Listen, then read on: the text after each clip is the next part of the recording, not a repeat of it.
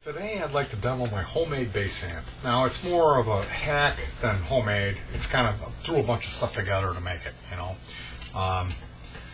Now one of the neat things about this, actually the only neat thing about it, is it runs off batteries. So you can run off a 12-volt car battery or a deep cell, which I have, or smaller sealed lead acid batteries.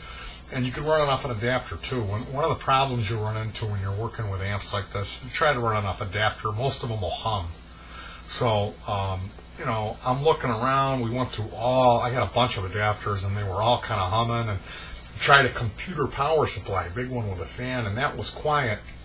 So I was about getting ready to try to cut that power supply in here, and it would have been kind of a big hassle. But anyway, I looked over in the corner of the dresser, there was this adapter, kind of a big one. So thank you to my wife's cousin Darlene, she had donated us a scanner. And we don't use that scanner anymore, but of all things, here it was 12 volt, 1250 milliamp, 1.1 1/4 amps, and it was completely silent. It had the filtering in it to eliminate the 60 cycle hum that runs in our electrical systems. And I mean, I just couldn't believe it. There's no audio in a scanner, so it just goes to show, don't throw your old electronics away. Give them to somebody that's into this wirehead stuff, or at least give them to Salvation Army, because I couldn't believe it. Anyway, back to the amp. If you've been following along and seen the other 394 videos I've made for this amp, I've redesigned it and remade it a bunch of times. It's kind of a long story. We were coming back from the grocery store and someone had thrown away an organ. And it was like an old, kind of like silver tone Sears organ. So at the same time, my neighbors had moved out. Hallelujah. And so by the time they were driving out of the driveway, I had already dove in, going through all our earthly possessions, and we got this end table kind of thing with drawers, and it was really junky, you know, had donut glaze and pop rings and gum and chiggers all in it. And so I took that 12-inch speaker, I figured it would probably be pretty good for the bass. I put that in that horrible cabinet, and then there was 2 4-inch speakers. I had a crossover, so I put the 4 inches up there to get a little treble. And I had a board that fit perfect with the holes, but there was 3 holes. So for the middle hole, the neighbors, they had thrown away, it was this little thing you put in the bathroom and you plug it in. It's like an air freshener thing. And it had 3 LEDs in it to change colors. So for that 3rd hole, I used the speaker cloth that come from the organ. And so I put that little light show in there behind that 3rd hole, and people would see this thing because it was kind of a ash or blonde looking cabinet. And then for the speaker grill, they had thrown away a pizza pan that was nasty, and so I had kind of flat black spray painted that and screwed this pizza pan on there, and it had a couple different colors of wood on it. But once you turn that light show on in there and the colors started, oh man, everybody loved it. They loved that amp. But the problem was that 12-inch speaker from the organ speaker doesn't do bass like a real bass guitar. So I had to, that was a problem. The amp module that I had, this is a T-Power guitar amp. A guy had given this to me, and this also runs off of an AC adapter, which means you can run it off batteries. It's 10 watt or something, and so this is what I had in that the toilet amp, the pizza pan amp. I had this going on in there, and it was decent. But anyway, what ended up happening was I like to get stuff for cheap or for free, and so I spent a lot of time in Craigslist, especially in the free section. That's where you'll trace my IP address to. So anyway, I'm in the Craigslist free section, and this guy comes up. He's got 2 10-inch bass amp speakers, which I couldn't believe it. Who gives away bass? They're expensive. And these were only 10s, but I'm like, hey, yeah. So I call him up. He's in Bolingbrook, so I go over there. He's got a bunch of guitar player magazines. So I go over there, and the garage opens up, and his mom comes out, and she had a black Ozzy Osbourne T-shirt, these long skin. She was rah, smoking these cigarettes, and so I had to take all these old TVs and it was all these baseball locker room digest magazines, all this junk. He had a 29-inch ViewSonic monitor, I don't know if it was black and white. had like you put diesel in it and then pull a chain, and then it's like, I don't know, this thing. So on the way out of there, I went straight to Salvation Army, and the guy was like, well, we'll take the electronics as long as they're post 1995. And I was like, yeah, right here, you know.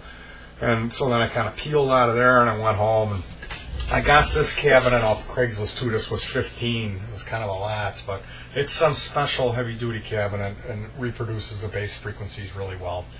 And so, you know, and I was running this in there, and I took the other 10-inch speaker, and I had this cabinet up in my storage.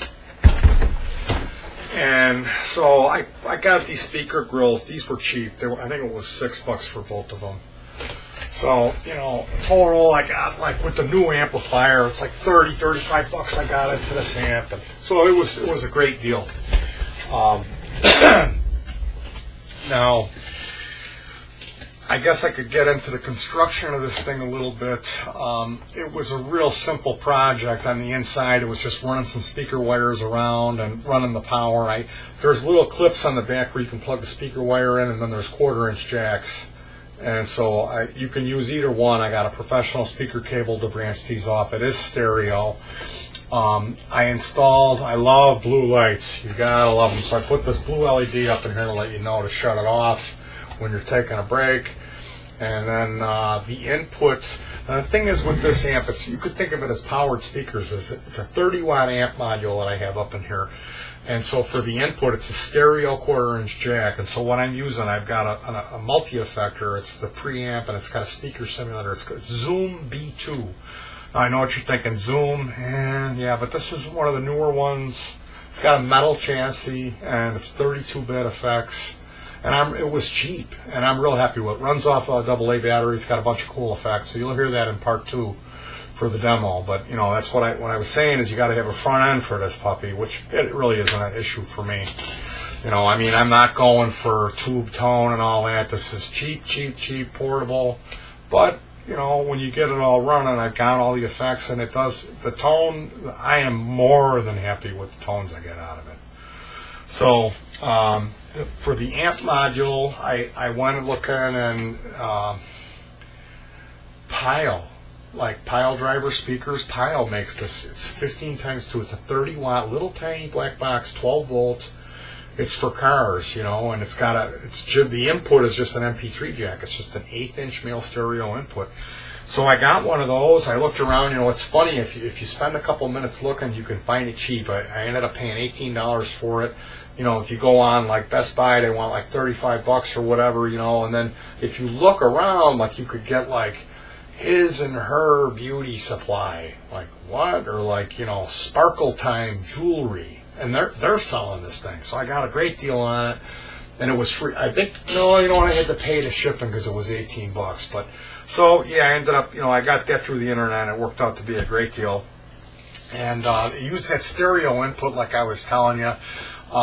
It was just basically some simple wiring. I threw in a kill switch, you know, threw the LED off of there, routed the one channel internally to the speaker here. The second channel goes out to the push pin jack, and then a 1/4-inch that I added.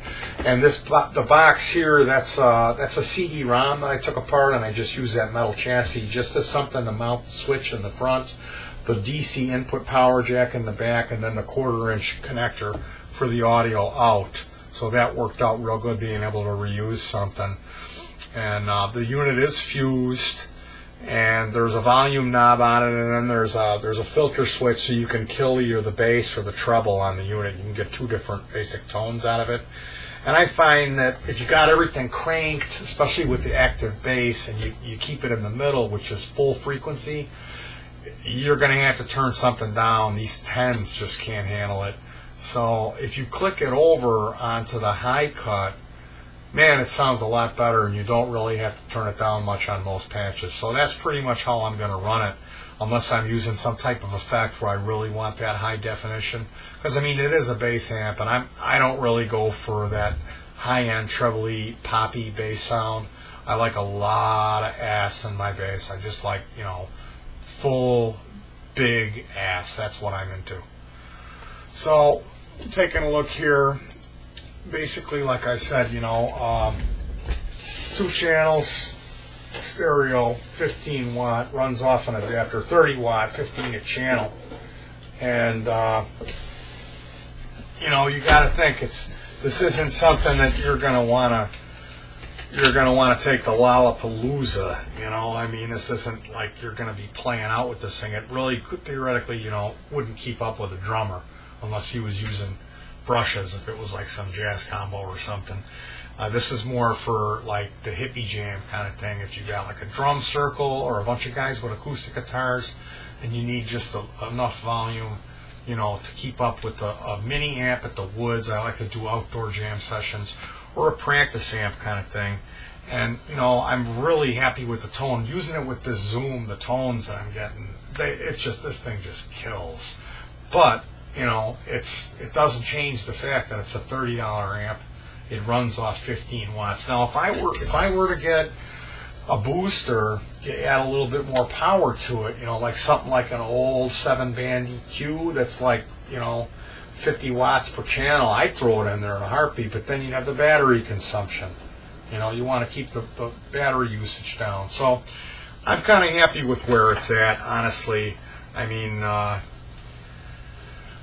it is what it is, and coming from those pizza days with the little light show in there, it's quite an improvement, as you'll be able to see in part 2. You can hear the demo and judge for yourself if you want to go back and take a look at some of the other videos. I know I got a lot of hits on the first video. So thanks for tuning in and checking out my work. Working in my new lab here. I'm going to be doing a couple more amps, and then it's going to be on to some pedals. So I'm real excited about that. Going to be trying out, you know, some of my own designs and modifying stuff that guys have already come out with. So I appreciate all the views, and feel free to comment. You know, let me know how much of an idiot I am and wasting my time. And you know, your Marshall stack is louder than it, and the Microcube blows it away with its little 4-inch drivers. I love to hear those kinds of comments. You know, especially when it cost me $30. So happy hacking, and we'll see you around.